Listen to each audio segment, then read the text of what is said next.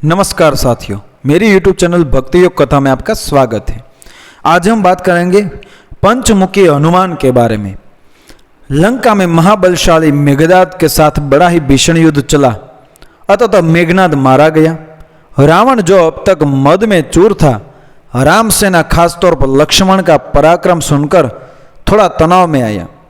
रावण को कुछ दुखी देखकर रावण की मां केकेसी ने उसके पाताल में बसे दो भाइयों अहिरावण और महिरावण की याद दिलाई। रावण को याद आया कि यह दोनों तो उसके बचपन के मित्र रहे हैं। लंका का राजा बनने के बाद उनकी सुध ही नहीं रही थी। रावण यह भली प्रकार जानता था कि अहिरावण व महिरावण तंत्र मंत्र के महापंडित, जादू टोने के धनी और मां कामाक्षी के परम भक्त हैं। रावण ने उन्हें बुला भेजा और कहा कि वह अपने छल बल कौशल्य से श्री राम व लक्ष्मण का सफाया कर दे। यह बात दूतों के जरिए विभीषण को पता लग गई। युद्ध में अहिरावण व महिरावण जैसे परम मायावी के शामिल होने से विभीषण चिंता में पड़ गए। विभीषण को लगा कि भगवान श्री राम और लक्ष्मण की सुरक्षा व्यवस्था और कड़ी करनी पड़ेगी। इसके लिए उन्हें सबसे बेहतर लगा कि इसका जिम्मा परमवीर प्रभु श्री राम भक्त हनुमान जी को सौंप दिया जाए। राम लक्ष्मण की कुटिया लंका में सुएल पर्वत पर बनी थी। हनुमान जी ने भगवान श्री राम की कुटिया के चारों ओर एक सुरक्षा घेरा खींच दिया। कोई जादू टोना तंत्र मंत्र का असर या मायावी राक्षस इसके भीतर नहीं घुस सकता था। अहिरावण और महिरावण श्री राम और लक्ष्मण को मारने उनकी कुटिया तक पहुंचे, पर इस सुरक्षा घेरे के आगे उनकी एक न चली, असफल रहे। ऐसे में उन्होंने एक चाल चली। महिरावण विभीषण का रूप धरकर कुटिया में घुस गया। राम व लक्ष्मण पत्थर की सपाट शिलाओं पर गहरी नींद सो रहे थे। दोनों राक्षसों ने बिना आहट के शिला समेत दोनों भाइयों को उठा लिया और अपने निवास पाताल की ओर लेकर चल दिए। विभीषण लगातार सतर्क रहे थे। उन्हें कुछ देर में ही पता चल गया कि कोई अनहोनी घट चुकी है। विभीषण को महिरावण पर शक था। उन्हें राम लक्ष्मण की जान की चिंता सताने लगी। विभीषण ने हनुमान जी को महिरावण के बारे में बताते हुए कहा कि वे उसका पीछा करें। लंका में अपने रूप में घूमना राम भक्त हनुमान के लिए ठीक न था। सो उन्होंने पक्षी का रूप धारण कर और पक्षी का रूप में ही निकुंभला नगर पहुंच गए। निकुंभला नगरी में पक्षी रूप धरे हनुमान जी ने कबूतर और कबूतरी को आपस में बतियाते सुना। कबूतर कबूतर से कह रहा था कि अब रावण की जीत पक्की है। अहिरावण व महिरावण राम लक्ष्मण को बलि चढ़ा देंगे, बस सारा युद्ध समाप्त। कबूतर की बातों से ही बजरंग बली को पता चला कि दोनों राक्षस भगवान राम लक्ष्मण को सोते में ही उठाकर कामाक्षी देवी को बलि चढ़ाने पाताल लोक ले गए हैं। हनुमान जी वायु वेग से रसातल की ओर बढ़े और तुरंत वहां पहुंचे। हनुमान जी को रसातल के प्रवेश द्वार पर एक अद्भुत पहरादार मिला। इसका आधा शरीर वानर का और आधा मछली का था। उसने हनुमान जी को पाताल में प्रवेश से रोक दिया। द्वार पर हनुमान जी से बोला कि मुझको परास्त किए बिना तुम्हारा भीतर जाना असंभव है। दोनों में लड़ाई ठन गई। हनुमान जी की आशा के विपरीत यह बड़ा ही बलशाली और कुशल योद्धा निकला। दोनों ही बड़े बलशाली थे। दोनों में बहुत भयंकर युद्ध हुआ, परंतु वह बजरंग बली के आगे न टिक सका। आखिरकार हनुमान जी ने उसे हरा तो दिया, पर उस द्वारपाल की प्रशंसा करने से नहीं रह सके। हनुमान जी ने उस वीर को पूछा कि हे वीर, तुम अपना परिचय दो। तुम्हारा स्वरूप भी कुछ ऐसा है कि उससे कौतूहल हो रहा है। उस वीर ने उत्तर दिया, मैं हनुमान का पुत्र हूं और एक मछली से पैदा हुआ हूं। मेरा नाम है मकरध्वज। हनुमान जी ने यह सुना तो आश्चर्य में पड़ गए। वह वीर की बात सुनने लगे। मकरध्वज ने कहा, लंका दहन के बाद हनुमान जी समुद्र में अपनी अग्नि शांत करने पहुंचे। उनके शरीर से पसीने के रूप में तेज गिरा। उस समय मेरी मां ने आहार के लिए मुख खोला था। वह तेज मेरी माता ने अपने मुख में ले लिया और गर्भवती हो गई। उसी से मेरा जन्म हुआ है। हनुमान जी ने जब यह सुना तो मकरध्वज को बताया कि वही हनुमान है। मकरध्वज ने हनुमान जी के चरण स्पर्श किए और हनुमान जी ने भी अपने बेटे को गले लगा लिया और वहां आने का पूरा कारण बताया। उन्होंने अपने पुत्र से कहा कि अपने पिता के स्वामी की रक्षा में सहायता करो। मकरध्वज ने हनुमान जी को बताया कि कुछ ही देर में राक्षस बलि के लिए आने वाले हैं। बेहतर होगा कि आप रूप बदलकर कामाक्षी के मंदिर में जाकर बैठ जाइए। उनको सारी पूजा झरोखे से करने को कहे। हनुमान जी ने पहले तो मधुमक्खी का वेश धरा और मां कामाक्षी के मंदिर में घुस गए। हनुमान जी ने मां कामाक्षी को नमस्कार कर सफलता की कामना की और फिर पूछा, हे मां, क्या आप वास्तव में भगवान प्रभु श्री राम जी और लक्ष्मण जी की बलि चाहती हैं? हनुमान जी के इस प्रश्न पर मां कामाक्षी ने उत्तर दिया कि नहीं, मैं तो दुष्ट अहिरावण व महिरावण की बलि चाहती हूं। यह दोनों मेरे भक्त तो है पर अधर्मी और अत्याचारी भी हैं। आप अपने प्रयत्नों करो, सफल रहोगे। मंदिर में 5 दीप जल रहे थे।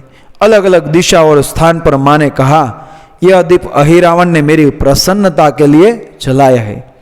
जिस दिन ये एक साथ बुझा दिए जा सकेंगे उसका अंत सुनिश्चित हो सकेगा। इस बीच गाजे बाजे का शोर सुनाई पड़ने लगा।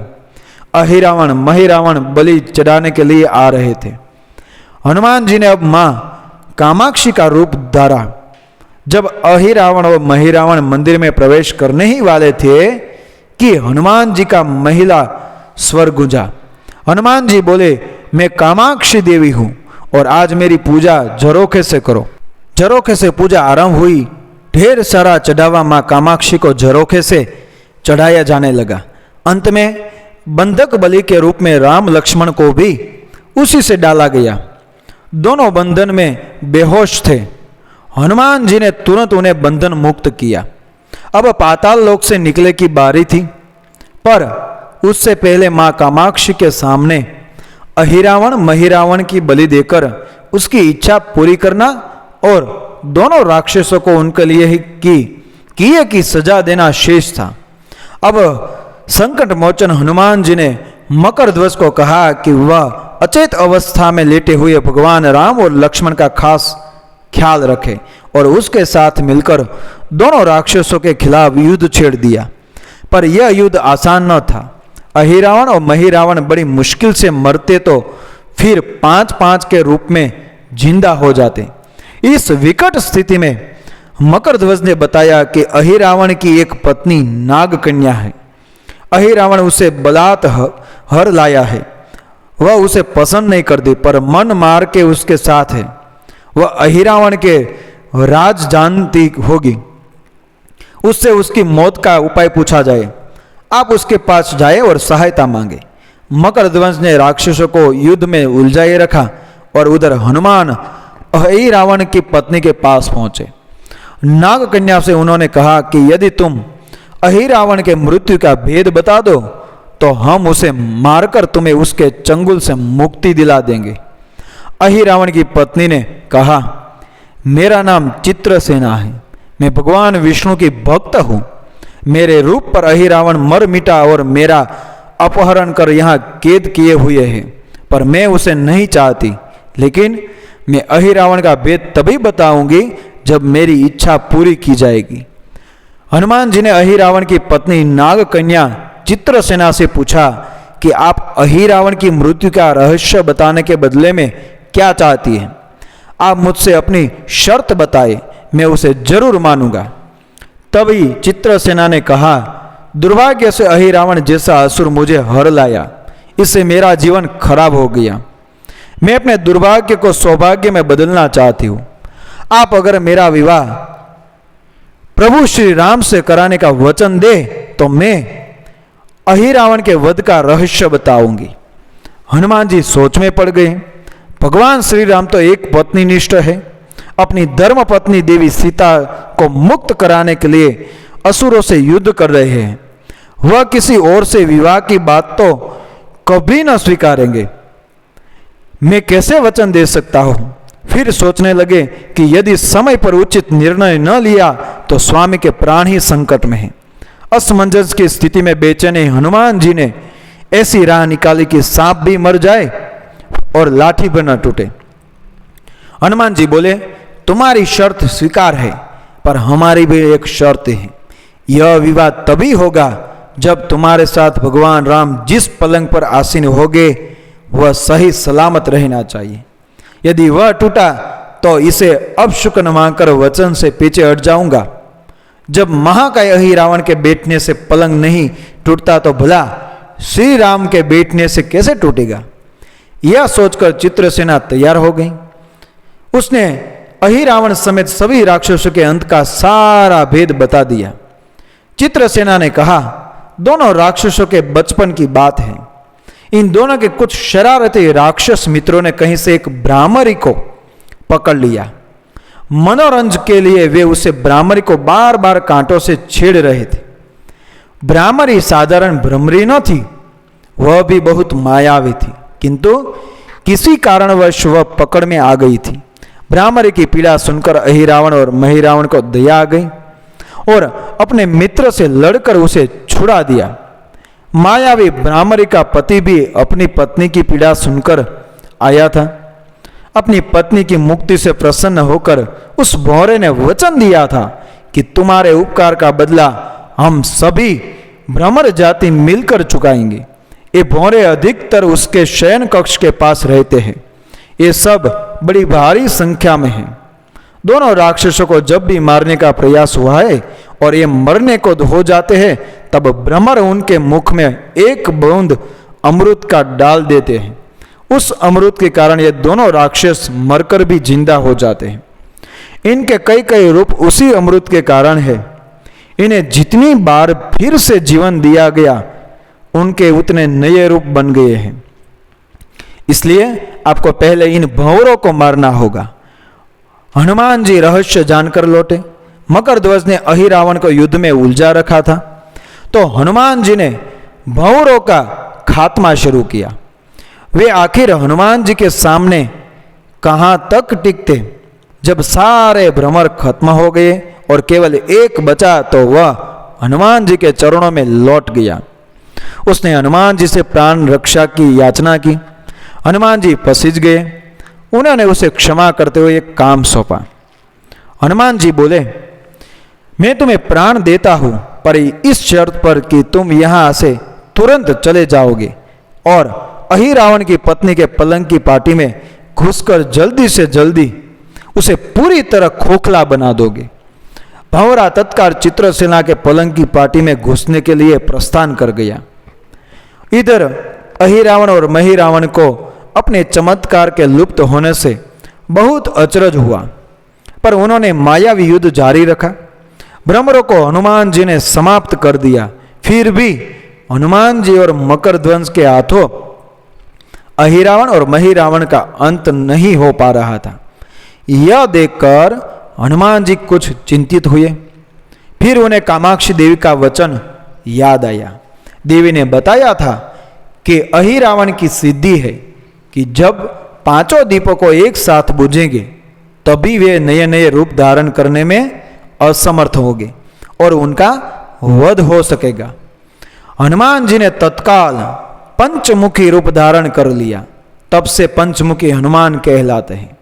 पंचमुखी रूप धारण कर लिया। उत्तर दिशा में वरामुख, दक्षिण दिशा में नरसिंहमुख, पश्चिम में गरुड़मुख, आकाश की ओर हयग्रीव मुख एवं पूर्व दिशा में हनुमान मुख। उसके बाद हनुमान जी ने अपने पांचों मुख द्वारा एक साथ पांचों दीपक बुझा दिए। अब उनके बार बार पैदा होने और लंबे समय तक जिंदा रहने की सारी आशंकाएं समाप्त हो गई थी। हनुमान जी और मकरध्वज के हाथों शीघ्र ही दोनों राक्षस मारे गए। इसके बाद उन्होंने भगवान श्री राम और लक्ष्मण जी की मूर्छा दूर करने के उपाय किए। दोनों भाई होश में आ गए। चित्रसेना भी वहां आ गई थी। हनुमान जी ने कहा, प्रभु, अब आप अहिरावण और महिरावण के छल और बंधन से मुक्त हुए, पर इसके लिए हमें इस नाग कन्या की सहायता लेनी पड़ी थी। अहिरावण इसे बलपूर्वक उठा लाया था। वह आपसे विवाह करना चाहती है। कृपया उससे विवाह कर अपने साथ ले चलें। इससे उसे भी मुक्ति मिलेगी। श्री राम हनुमान जी की बात सुनकर चकराए। इससे पहले कि वह कुछ कह पाते, हनुमान जी ने ही कह दिया, भगवान आप तो मुक्तिदाता है। अहिरावण को मारने का भेद इसी ने बताया है। इसके बिना हम उसे मारकर आपको बचाने में सफल न हो पाते। कृपा निदान इसे भी मुक्ति मिलती चाहिए। परंतु आप चिंता न करें, हम सबका जीवन बचाने वाले के प्रति बस इतना कीजिए कि आप बस इस पलंग पर बैठिए, बाकी का काम मैं संपन्न करवाता हूँ।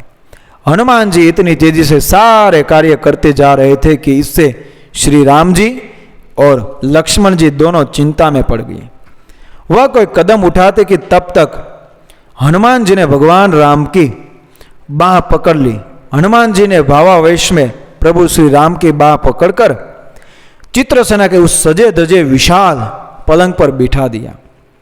श्री राम कुछ समझ पाते कि तभी पलंग की खोखली पाटी चरमरा कर टूट गई। पलंग धराशायी हो गया। चित्रसेना भी जमीन पर आ गिरी। हनुमान जी हंस पड़े और फिर चित्रसेना से बोले, अब तुम्हारी शर्त तो पूरी हुई नहीं, इसलिए यह विवाह नहीं हो सकता। तुम मुक्त हो और हम तुम्हें तुम्हारे लोक भेजने का प्रबंध करते हैं। चित्रसेना समझ गई कि उसके साथ छल हुआ है। उसने कहा कि उसके साथ छल हुआ है। मर्यादा पुरुषोत्तम के सेवक उनके सामने किसी के साथ छल करे, यह तो बहुत अनुचित है। मैं हनुमान को श्राप दूंगी। चित्रसेना हनुमान जी को श्राप देने ही जा रही थी कि श्री राम का सम्मोहन भंग हुआ। वह इस पूरे नाटक को समझ गए। उन्होंने चित्रसेना को समझाया, मैंने एक पत्नी धर्म से बंद होने का संकल्प लिया है, इसलिए हनुमान जी को यह करना पड़ा, उन्हें क्षमा कर दो। क्रुद्ध चित्रसेना तो उनसे विवाह की जीत पकड़े बैठे थी। श्री राम ने कहा, मैं जब द्वापर में श्री कृष्ण अवतार लूंगा तब तुम्हें सत्यभामा के रूप में अपनी पटरानी बनाऊंगा। इससे वह मान गई। हनुमान जी ने चित्रसेना को उसके पिता के पास पहुंचा दिया। चित्रसेना को प्रभु ने अगले जन्म में पत्नी बनाने का वरदान दिया था। भगवान विष्णु की पत्नी बनने की चाह में उसने स्वयं को अग्नि में भस्म कर लिया। भगवान श्री राम और लक्ष्मण, मकरध्वज और हनुमान जी सहित वापस लंका में सुवेल पर्वत पर लौट आए। ये कथा स्कंद पुराण और आनंद रामायण के साकर कांड की कथा है।